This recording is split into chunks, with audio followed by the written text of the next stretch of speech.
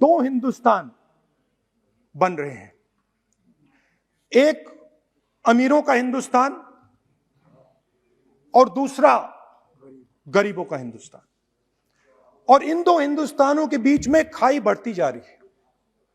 आपने अभी देखा होगा, अभी दो स्पीकर्स ने बात की, मगर आपने यह नहीं कहा कि रोजगार ढूंढने के लिए उत्तर प्रदेश में, बिहार में रेलवे की नौकरी के लिए वहां पे युवाओं ने क्या किया और क्या हुआ, इसके बारे में आपने नहीं बोला। गरीब हिंदुस्तान के पास आज रोजगार नहीं है। प्रेसिडेंशियल एड्रेस में बेरोजगारी के बारे में एक शब्द नहीं था। और पूरे हिंदुस्तान में आज हिंदुस्तान का युवा रोजगार ढूंढ रहा है। हर स्टेट में, उत्तर प्रदेश, बिहार, सब जगह हिंदुस्तान का युवा एक ही चीज मांग रहा है, रोजगार हमें दे दो। और आपकी सरकार नहीं दे पा रही। आपको मैं आंकड़ा देना चाहता हूं। इस पिछले साल 3 करोड़ युवा रोजगार खोए हैं। आप बात करते हो रोजगार देने की। 2021 में 3 करोड़ युवा रोजगार खोए हैं। 50 साल से सबसे ज्यादा बेरोजगारी आज हिंदुस्तान में है। आपने मेक इन इंडिया की बात की, स्टार्टअप इंडिया की बात की, मगर जो रोजगार हमें, हमारे युवाओं को मिलना चाहिए वो नहीं मिला, और जो था वो गायब हो गया। और यह सच्चाई है, और इस सच्चाई को आप भी पहचानते हो, क्योंकि आपने भी अपने भाषणों में रोजगार के बारे में कुछ नहीं कहा। कितना रोजगार पैदा किया गया है, किस प्रकार किया गया है, उसके बारे में आपने नहीं बोला। और आप बोल भी नहीं पाएंगे, क्योंकि अगर आप बोलेंगे तो हिंदुस्तान का युवा आपकी ओर देख के कहेगा कि ये मजाक कर रहे हैं। तो ये स्थिति पैदा कैसे हुई? ये दो हिंदुस्तान पैदा कैसे हुए?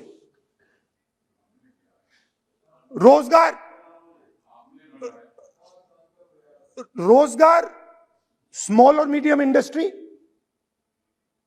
और जो हमारा इनफॉर्मल सेक्टर है उधर बनता है। लाखों करोड़ रुपया आपने उनसे छीनकर हिंदुस्तान के सबसे बड़े अरबपतियों को दिलवा दिया। आपने पिछले 7 साल में अनऑर्गेनाइज्ड सेक्टर और स्मॉल और मीडियम इंडस्ट्री पर एक के बाद एक आक्रमण किया है। 7 की कर रहा हूं मैं, 60 की भी करूंगा मैं अपने भाषण में अंत में 60 साल की बात करूंगा आपको खुश करने के लिए। आप ठहर जाइए। मगर असंगठित जो सेक्टर है उस पर आपने आक्रमण किया। कैसे किया? नोटबंदी, गलत जीएसटी और कोरोना के समय जो सपोर्ट उनको देना था आपने नहीं दिया। नतीजा क्या हुआ? नतीजा यह हुआ कि आज 84% हिंदुस्तान के लोगों की आमदनी घटी है और वो तेजी से गरीबी की ओर बढ़ रहे हैं। यूपीए की सरकार ने, आपने पूछा 60 साल की बात आपने कही, यूपीए की सरकार ने 23 करोड़ लोगों को गरीबी से निकाला था 10 साल में। हमारा आंकड़ा नहीं है, हमारा आंकड़ा नहीं है, हमारा आंकड़ा नहीं है।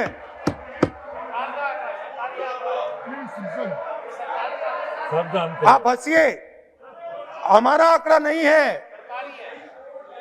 यह सच्चा आंकड़ा है। 27 करोड़ लोगों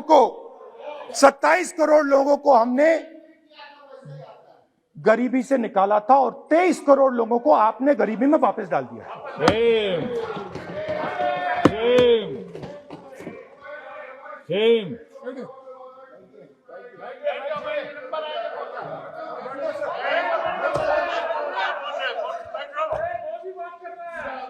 और हो क्या रहा है, फॉर्मल सेक्टर में मोनोपोलीज बन रही हैं। किसी भी आप सेक्टर में देखिए, और सबसे दो मोनोपोलिस्ट के बारे में थोड़ा सा बोलूंगा। उसको वो कोरोना के समय अलग अलग वेरिएंट्स आते हैं ना, डेल्टा, ओमिक्रॉन, वो AA वेरिएंट है। और वो पूरा का पूरा हिंदुस्तान की जो अर्थव्यवस्था है उसके अंदर फैल रहा है। आपने बात उठाई तो मैं उसके बारे में पहले बोल देता हूं। एक व्यक्ति को, नाम नहीं लूंगा, एक व्यक्ति को हिंदुस्तान के सब ports,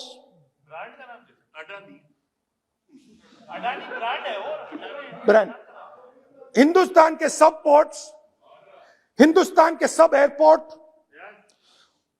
power, transmission, mining, green energy, gas distribution, edible oil, जो भी हिंदुस्तान में होता है उधर अदानी जी दिखाई देते हैं।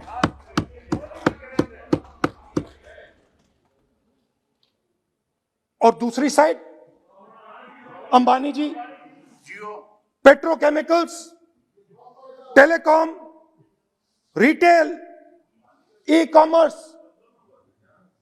में मोनोपोलियां।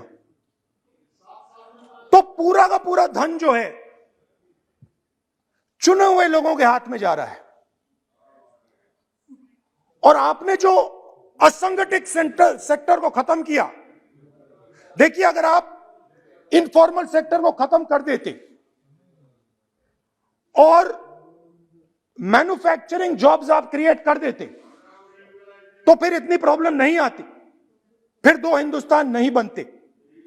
मगर आपने क्या किया, आपने असंगठित सेक्टर को खत्म कर दिया। नोटबंदी, GST, कोरोना, सारे के सारे जो स्मॉल और मीडियम बिजनेसेस हैं उनको आपने बंद कर दिया। बोलने दीजिए, सारे के सारे जो स्मॉल एंड मीडियम इंडस्ट्री है आपने उसको खत्म कर दिया, नष्ट कर दिया। अगर आप उनकी मदद करते और अगर आप उनकी मदद करते, उनको सपोर्ट देते, तो फिर मैन्युफैक्चरिंग सेक्टर तैयार हो सकता था। मगर जो लोग आपका मैन्युफैक्चरिंग सेक्टर बना सकते थे उनको आपने खत्म कर दिया। तो आज हिंदुस्तान में आप मेड इन इंडिया की बात करते रहते हो। मेड इन इंडिया हो ही नहीं सकता। आज बात खत्म हो गई है, क्योंकि मेड इन इंडिया वाले हैं कौन?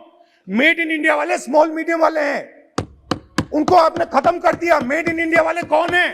असंगठित लोग हैं, उनको आपने खत्म कर दिया, हटा दिया, परे कर दिया। मेड इन इंडिया नहीं होने वाला है। अरे भाई, मेड इन इंडिया करने के लिए स्मॉल और मीडियम इंडस्ट्री को ही बड़ा करना पड़ेगा। बिना स्मॉल और मीडियम इंडस्ट्री को सपोर्ट दिए मेड इन इंडिया हो ही नहीं सकता है। और अगर आप पूछते हैं तो मैं आपको बताता हूं, मैन्युफैक्चरिंग जॉब्स की अगर हम बात करें तो मेरे पास आंकड़ा है यहां पे। पिछले 5 साल में मैन्युफैक्चरिंग जॉब्स 46% कम हुए हैं। 46% drop in manufacturing jobs in India. Why? Because you have destroyed the unorganized sector. Why? Because you have destroyed MSMEs. That is why you are focusing completely on 5 or 10 people. I don't have a problem with that.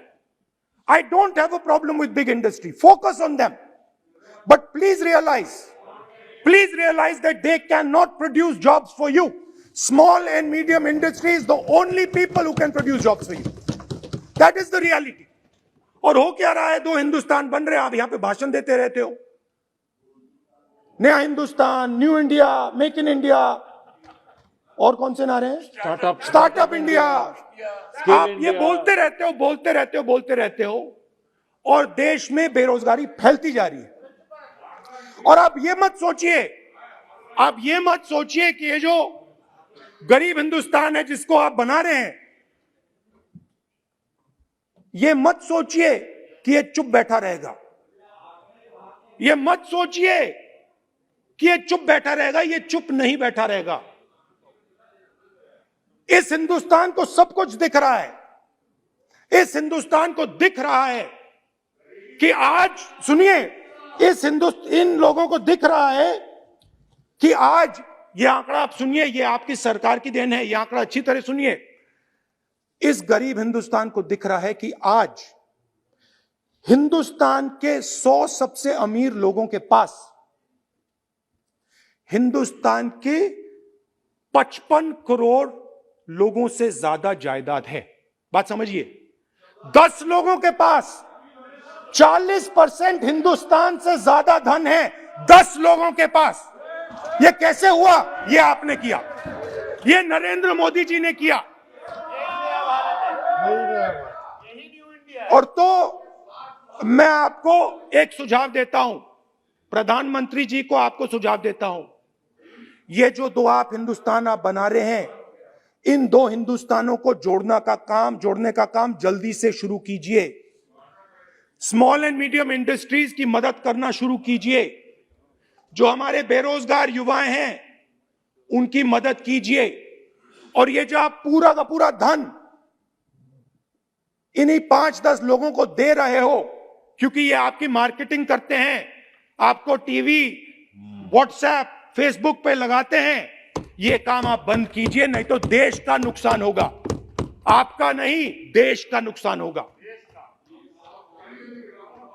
तो पहला मेरा सुझाव यह है। Number 2 और number 3 भी है, अभी आएगा वो। और वो जो आपने 60 साल की बात कही थी, वो नंबर 3 में आएगा।